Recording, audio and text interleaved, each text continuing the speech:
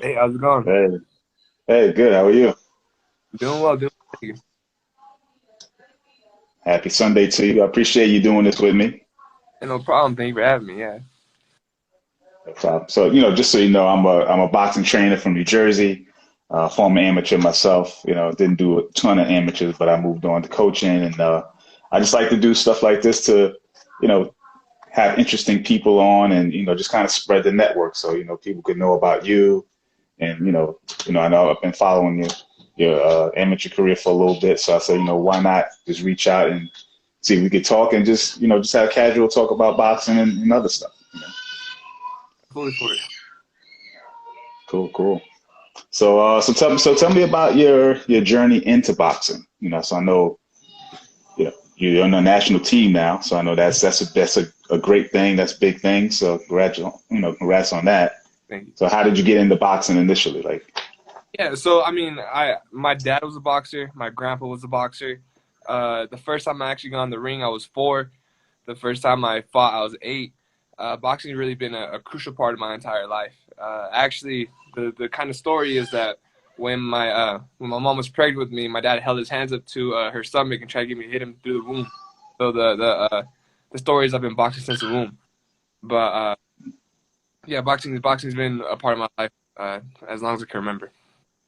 oh, cool, cool. All right, so it's in your blood, so it's part of the family tradition, so to speak. Exactly. Cool, cool. So as far as training, I know we've been in this pandemic for 9 months or so, 10 months. So I know that's put a halt on a lot of the matches that could be made, and especially in the pros. But for amateurs like myself who are especially the national level, who would be traveling and going to different countries, things like that. How has that affected your training process, and also just what's the next steps for the team? Yeah, so being with Team USA, they really have been trying to help us out. We're actually training at an abandoned Macy's, so they kind of bubblized the entire USA team, training partners and everything like that. We're in a hotel right now. Actually, I got my roommate Charlie Shee. He's actually asleep right now, but and we're all in a bubble. We get tested periodically. The last time I got tested was about 2 days ago. I've been tested about 8, 9 times in the past 2 weeks just to make sure that we're all going to stay safe. And so they have helped us out on that. Travel wise, uh, it's been tough. We were supposed to go to Argentina last year to finish the qualifications for the Olympics, and so that got postponed until actually May of this year. And we try to find little tournaments here and there. Like last year, we went to Spain, France, and I was able to get 2 gold there. But I mean the situations it's changed a lot. We can't do a lot of things that we used to do. Like we used to, well, we would go to someone else's gym and they'd kind of have us train and stuff like that. So now when we do travel, Yeah. we're kind of stuck to the hotel, and it does make it a little more complicated when we are overseas to for the guys that need to keep weight and stuff like that. But US Boxing, our staff and our coaches, they really do help a lot. Okay, cool, cool. So how do they been adjusting to the training methods, I guess? So, normally like you say, you would go to other gyms, you would go, try other, get sparring in, things like that. So now you probably have to do everything kind of in the confines of the space you're in, like say the abandoned Macy's, Mhm. or when you do travel or able to travel, you got to do it in the gym that's there in the hotel, stuff like that. So you kind of make and do, right? Yeah, so when we first actually got to the hotel, they quarantined us for until we could get our tests back that were negative. And how we would train during that quarantine time was we would have one coach, and they'd be socially distanced, and we'd have like one bag per room, and we would actually just train in an isolated room while the coach would watch us, and we would do that for about a week. And that was one way we really tried to stay safe. And now, I mean, now that we're in the bubble, we could train together at the Macy's. But you're right, like no new training partners come in, no new people, and we keep the bubble. We try not to break it. Yeah, yeah. I hear you. So what about I guess what's the future of, the Olympic, you know, situation? I don't even know. I haven't been following it. But I guess you could tell me like what's with this happening, has everything been stalled? Is it has they canceled the Olympics? Are they moving it to a new date? And I don't really know, so I guess you could let me know. Yeah, so it had got postponed from 2020. I'm pretty sure everyone really knows about that one. But as of so far, I mean, there's been like speculations about it not happening or it happening. But as far as I'm concerned, I'm kind of in the same spot as you. I'm not sure 100% if it's going to happen or not happen, but I'm training like it's going to happen. And so are all the other guys on the team. We're training as if it's going to be in July. That's the prospected date, in July, July. and as hard as we can to make that possible. And we're just gonna keep our fingers crossed and hope that it does. Oh, cool. All right. So tell me about like your in fight when you're getting ready for a fight. For a fight. What do you eat? What's your diet like? And Yeah. then tell me what it's like outside of that when you're not training for a fight. So when I do train, I like currently right now they have a specific menu list for our hotel of what we can order, and so I really try to stick to that menu. It's a lot of like pastas and grilled chickens and stuff like that. Some of the on weekends we have like uh, we could get like mashed potatoes and steak. So I really Mhm. just follow our nutrition plan that we have, and cut out the sodas, cut out all that stuff, and really just try to eat healthy. Another thing that we do is if I do get too light, they give me these protein shakes, and Oh, okay. get some of those, and I'll get like 2 or 3 of those in a day. Um, and that's kind of what I follow when I'm training. When you go overseas, though, it's a lot different. You don't have the hotel staff or give you Mhm. that. It's kind of it's whatever they give you, you try to eat. And so there have been a couple times when I go to places like Russia or places like Bulgaria, like we're going to soon, that man, you just like people just start dropping weight.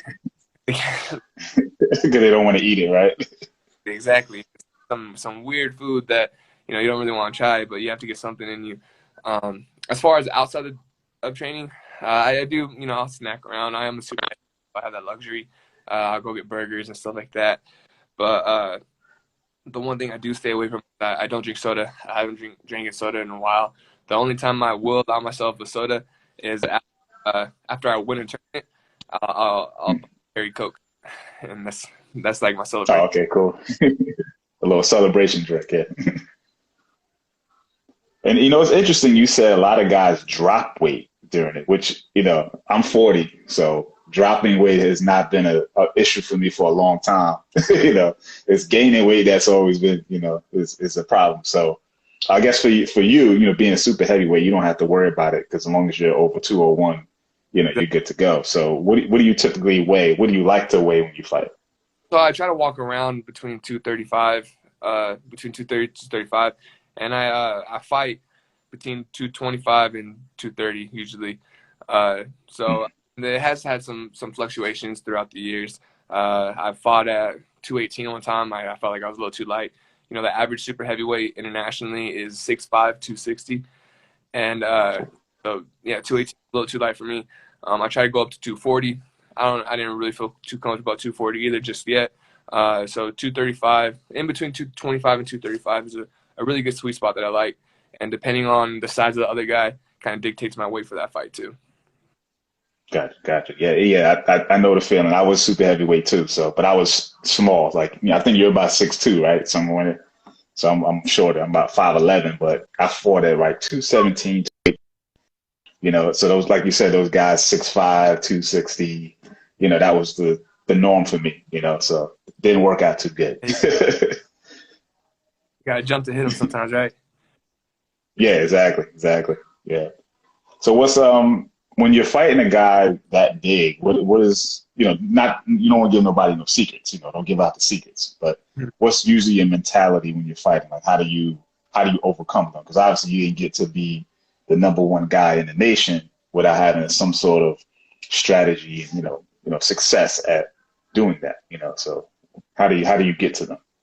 I think the first thing you do is you gotta get over those nerves.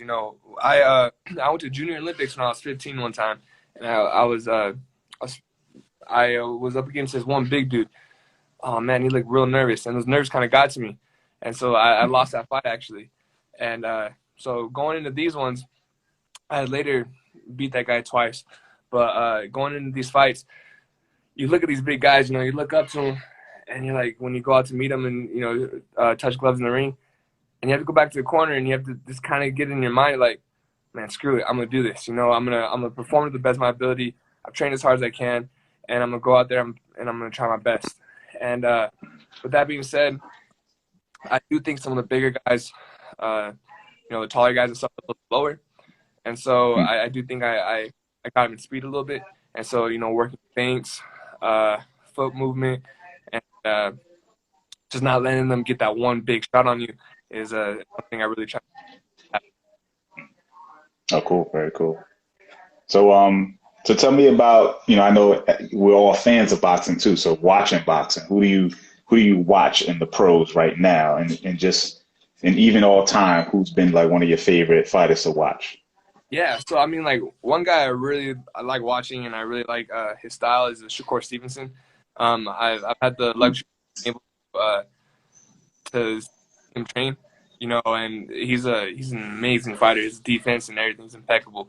And I mean, on top of that, I like watching Tyson Fury fight. I like watching old tapes on Mike Tyson.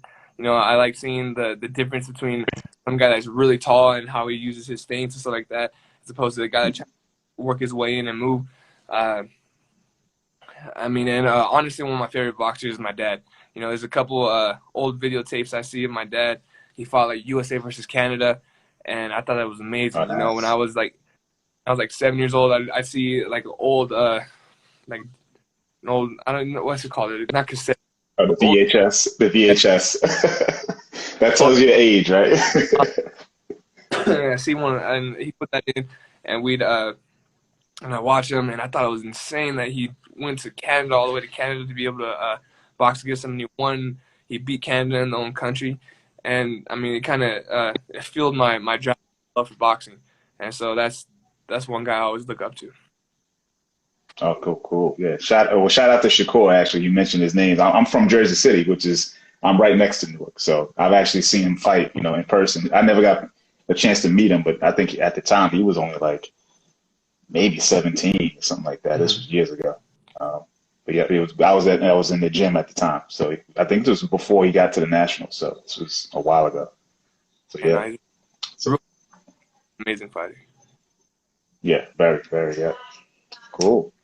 Well, I just wanted to do a quick one with you. I appreciate your time and everything, and just wanted to, get some questions out to you. But I'm looking forward to watching you, and maybe one day, we'll have this again, and when you'll be a pro, and you'll be 10-0 and on the verge of some great things. So, obviously that's way down the line, but I know you got the Olympics coming up, so I'm wishing you well on that, and definitely forward to seeing that future for you. So stay healthy and and well. So.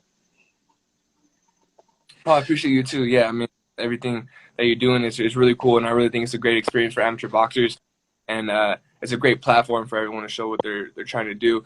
So I really appreciate you for giving us that opportunity. Oh, no problem, no problem. So I'll be doing some more of these. So, if you know anyone else interested, we can definitely do it again. So, Definitely, I appreciate that, man. all right.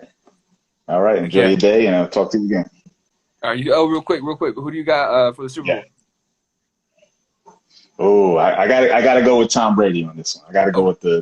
with the legend, the experience, you know, I just gotta go with the old guy. I'm always gonna go with the old guy. So I'm with you on. You get the Packers. That was my team, so I can't. I don't want to go against them anymore. So, yeah, like, yeah, cool, cool. have a All good one. right, man. Peace.